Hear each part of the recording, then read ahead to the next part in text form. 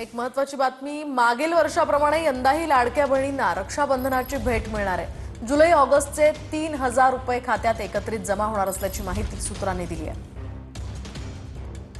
माझी लाडकी बहीण ही योजना महायुतीच्या सरकारची अतिशय महत्त्वाकांक्षी अशी योजना आहे आणि आज जवळपास 2 कोटी महिलांना आम्ही दर महिन्याला हा लाभ त्या ठिकाणी पोहोचवत आहोत।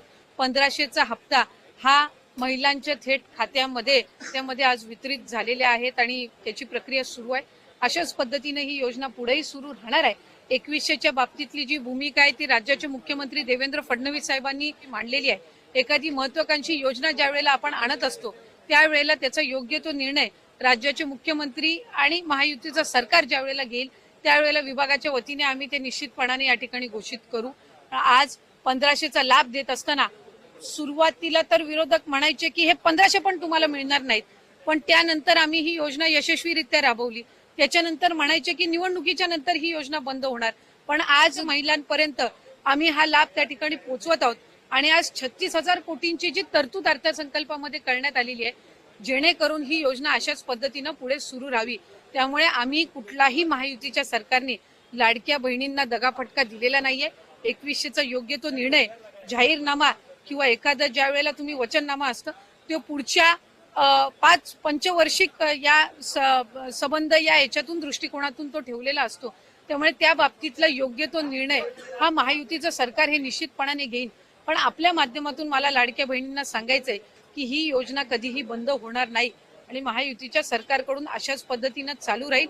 या उलट महिलांना आर्थिकरित्या सक्षम करण्याच्या दृष्टिकोनातून उमेद भवन असतील, अस्मिता भवन असेल, त्याचबरोबर त्यांना सक्षम करण्याच्या दृष्टीतून आर्थिक साक्षरता आणणं असेल, हे सगळे उपक्रम हाती घेण्यासाठी सुद्धा भरीव तरतूद मध्ये केलेली आहे। त्यामुळे महिलांना अधिकाधिक सक्षम करण्याच्या दृष्टिकोनातून आम्ही काम करत आहोत। महिलांना आधी दिलेले 1500चे वचन जसे पूर्ण केले तसेच 2100 रुपये देण्याच्या वचनाबाबतही योग्य वेळी निर्णय घेतला जाईल। मुख्यमंत्री आणि दोन्ही उपमुख्यमंत्री मिळून यावर योग्य तो निर्णय घेतील, त्यामुळे लाडक्या बहिणीची फसवणूक होणार नाही। ऑक्टोबर 2024 मध्ये आचारसंहितेपूर्वी लाभ घेणाऱ्या महिलांची संख्या सुमारे 2,33,64,000 होती।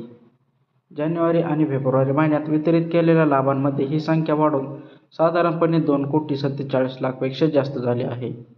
शासन निर्णयानुसार ज्या महिला शासनाच्या इतर योजनांपासून आधीच 1500 किंवा त्यापेक्षा जास्त रकमेचा लाभ घेत आहेत त्या या योजनेसाठी पात्र नसणार आहेत। तसेच जुलै महिन्याचा हप्ता लवकर तुमच्या खात्यात जमा होणार आहे असे सुद्धा सांगितले आहे।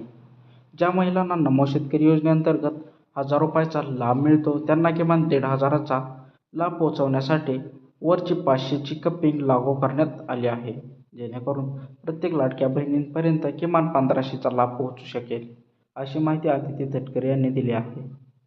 चॅनलवर जर नवीन आला असाल तर चॅनलला सबस्क्राईब करायला विसरू नका। धन्यवाद।